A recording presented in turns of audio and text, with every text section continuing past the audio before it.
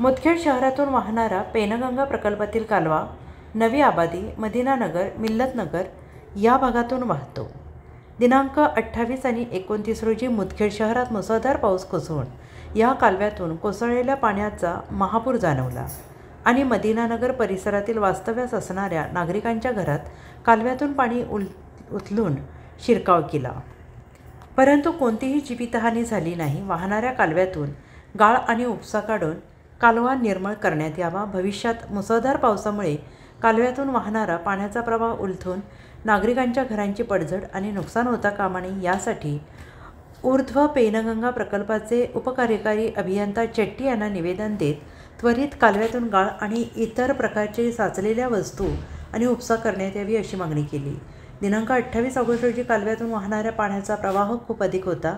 मदिनानगर परिसरातील वास्तव्यास असणाऱ्या नागरिकांच्या घरात कालव्यातून पाणी उचलून घरात शिरकाव केलं। वेळी स्थानिक प्रशासनानं स्थानिकांनी सूचना केली।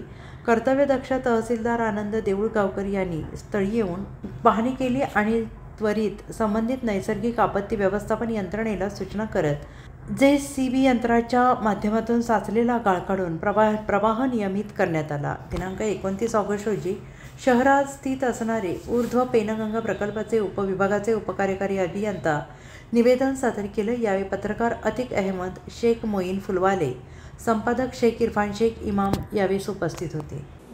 दिवसभरातील घडामोडींचा आढावा घेण्यासाठी पाहत रहा N24 मराठी न्यूज चॅनल।